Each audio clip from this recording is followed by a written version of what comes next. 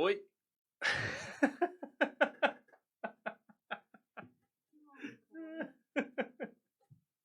Teve esse dia que eu comecei cantando Kevin Cristo. Oi, pessoal, bom dia, boa tarde, boa noite, tudo bem com vocês? Como que tá? Galera, a gente tá chegando aqui para mais um episódio do Pílulas da OAB. Se você não segue a gente no Instagram, faz o favor, né? Tá aqui vendo esse vídeo de graça, pelo menos dá um like lá no Instagram, se inscreve aqui também, ajuda a gente a começar a continuar esse projeto, né? Se você vai fazer a sua prova na segunda fase, você já sabe, mas não custa lembrar, tem os links dos cursos aqui na descrição, até o dia 5/8/2021, beleza? Depois não vai lá pedir, eu quero o curso que ele falou lá, não, é a data e a tecla, e depois pode ser que tenha alguma outra promoção, mas por enquanto tem a promoção lá na bio do Instagram também, joia? Sem muitas delongas, pessoal, hoje a gente vai bater um papo sobre direito processual do trabalho, tá? São 6 questões e tem algumas atualizações aí pelo caminho pra gente ver, joia? Tem muitas, né? Como a gente sabe, tem a reforma trabalhista e como a gente tá vendo a prova de 2011, ainda o terceiro unificado, então tem bastante atualização para a gente ver pelo caminho, tá bom? Tem a questão ali da prova, né? Do ônus da prova para a questão do vale transporte. Antes quem tinha que provar necessidade era o empregado, agora quem tem que provar desnecessidade é o empregador. Teve uma súmula que caiu, uma UJ que caiu por conta disso, né? E vários outros assuntos aí que mais vale a gente ir direto para o nosso quadro e falar diretamente lá. Beleza? Vamos para o quadro e vamos conversar sobre isso. Vamos lá para a primeira questão. E é isso aí então, pessoal. Tudo bem com vocês? Bom dia, boa tarde, boa noite. Vamos lá de novo cumprimentando, né? Vamos direto aí para nossa primeiríssima questão, então, falando hoje aí sobre direito processual do trabalho aí com todas as suas atualizações, beleza? A questão número 1, já de cara, né? Já vou dizer para vocês que ela tá desatualizada, então só para você ficar atento. Mas vamos lá que tem coisa boa aqui para a gente conversar, tá? Em relação aos embargos de terceiros na execução por carta precatória, é correto afirmar que, aqui vamos direto sem muita delonga, porque como a questão está desatualizada, é bom a gente não confundir vocês. A questão correta à época da prova era essa aqui, ó, tá? Podem ser oferecidos no juízo deprecante ou deprecado, sendo o juízo deprecante a competência para julgamento, exceto quando se tratar de vício ou irregularidade de penhora, avaliação, alienação de bens praticados pelo juízo, tá? Aqui é o seguinte, pessoal, tá errada, beleza? Porque tá desatualizada. Essa súmula 419 do TST, ela foi atualizada em virtude do CPC de 2015, beleza? Hoje essa súmula ela tem a seguinte redação, olha só, na execução por carta precatória, os embargos de terceiros serão oferecidos no juízo do deprecado, tá? Não mais do deprecante, beleza? Salvo se indicado pelo juízo deprecante o bem constrito ou se já havia devolvida a carta, tá bom? Isso aí conforme o artigo 676, parágrafo único do CPC de 2015, tá? Tivemos aí essa alteração. Antes a própria a súmula 419 falava que os embargos de terceiros serão oferecidos no juízo deprecante ou no juízo deprecado. Não existe mais, tá? Só deprecado. Belezinha? Fique esperto com isso aí para não bobear, tá? Questão número 2, olha só que legal. A questão número 2 diz o seguinte: Tício, gerente de operações da empresa metalúrgica comercial, foi eleito dirigente sindical do Sindicato dos Metalúrgicos. 6 meses depois, juntamente com Mévio, empregado representante da CIPA, Comissão Interna de Prevenção de Acidentes, da empresa por parte dos empregados, arquitetaram um plano para descobrir determinado segredo industrial do seu empregador e repassá-lo ao concorrente mediante pagamento numerário considerável. Contudo, o plano foi descoberto antes da venda e a empresa agora pretende dispensar ambos por falta grave. Você foi contratado como consultor jurídico para indicar a forma de fazê-lo. O que deve ser feito? Aqui foram dadas várias opções, né? O ajuizamento de inquérito, a simples dispensa, o outro ajuizamento de inquérito por falta grave, beleza? O que é o correto aqui, pessoal? Para não confundir vocês, tá? O correto é aqui, ó, a letra C, beleza? Porque, olha só, ajuizamento de inquérito para apuração de falta grave em face de Tício no prazo decadencial de 30 dias, caso tenha havido suspensão dele para apuração dos fatos, e simples dispensa por justa causa em relação a mévio, independentemente de inquérito. Por que que isso aqui está certo? Por que que para um tem que ter apuração e para outro é só a simples dispensa? Vamos conversar sobre isso aqui. Primeiramente, presta atenção na súmula 379 do TST. Essa súmula vai falar sobre o dirigente sindical, que ele somente poderá ser dispensado por falta grave, então tem que ter a falta grave. Só que, além da falta grave, tem que ter a apuração do inquérito judicial, tá bom? Conforme aí o artigo 494 e 543, parágrafo 3º da CLT. Beleza? Então, no caso do dirigente sindical, o dirigente ele conta com a estabilidade lá do artigo 10, inciso 2º, a linha A do ADCT. Tá joia? Já o representante da CIPA,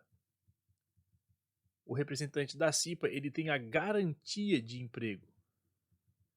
Tá? E no caso da garantia de emprego, é nos termos ali do artigo 1, nos termos do artigo 165 da CLT. Sob justificativa, falta grave, ele pode sim ser demitido, tá bom? Então fica esperto quanto a isso, pessoal, porque assim, a estabilidade, né, ela é mais restrita, a estabilidade ela é absoluta. No caso da garantia de emprego, ela é um pouquinho mais ampla, né, e a estabilidade é relativa, joia? Fica esperto quanto a isso, tá? E no caso ali do dirigente, ele tem que ter a falta grave, mas ela tem que ser devidamente apurada através do inquérito de apuração de falta grave. Já o empregado da CIPA, ele pode ser despedido por justa causa diretamente, beleza? Então não derrapa nisso aqui, tá? Vamos lá. Questão número 3. Determinada turma do TST não conheceu de recurso de revista interposto pela empresa Alfa Empreendimentos Limitada, em razão de a decisão recorrida proferida por Tribunal Regional do Trabalho em sede de recurso ordinário em dissídio individual, estar em perfeita consonância com o enunciado de súmula do direito material daquela Corte Superior. Transcrito in albis o prazo recursal, essa decisão transitou em julgado, na condição de advogado contratado pela respectiva empresa para o ajuizamento de ação rescisória. É correto afirmar que a decisão rescindenda será proferida pelo. Aqui eles querem saber a competência, tá? A competência da rescisória.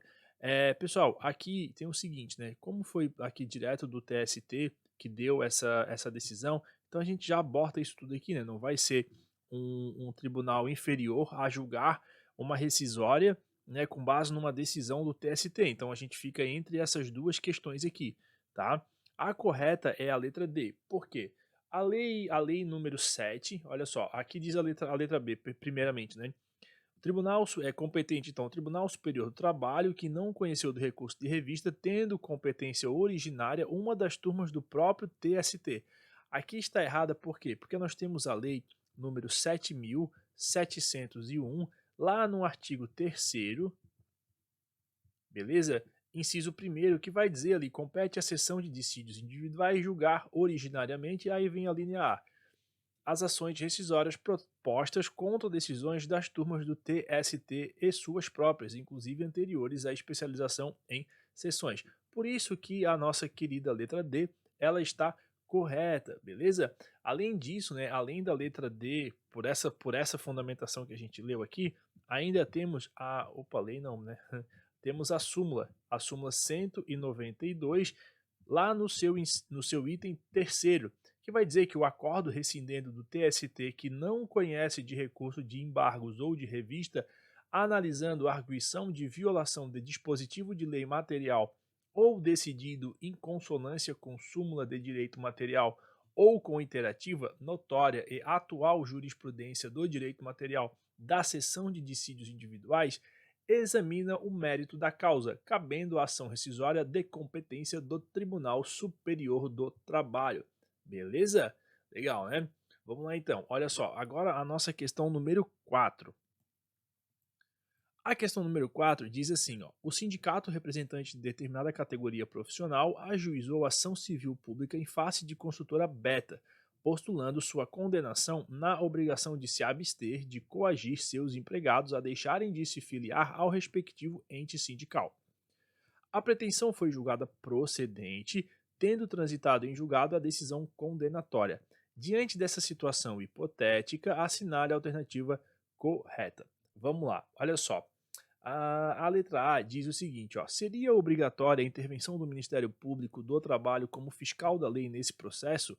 Com certeza seria, né, pessoal? Porque a lei da ação civil pública, lá no seu artigo 5º, artigo 5º, parágrafo 1º, vai nos dizer que o Ministério Público, se não intervir no processo como parte, atuará obrigatoriamente como fiscal da lei, beleza? Fiscalzinho da lei tá aqui, tá? A letra B diz o seguinte, olha só, o ajuizamento dessa ação civil pública visou a tutela de interesses ou direitos meramente individuais, tá? Essa sentença civil, pessoal, ela faz coisa julgada, tá? Faz aí a coisa julgada e ela tem efeito erga omnes, beleza? O que é isso?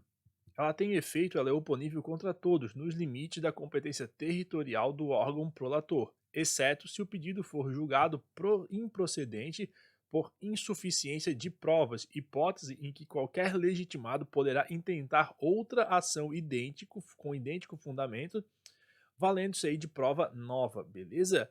A letra C dizia o seguinte, ó, a sentença fará coisa julgada às partes, entre as quais é dada inter partes, não beneficiando nem prejudicando terceiros.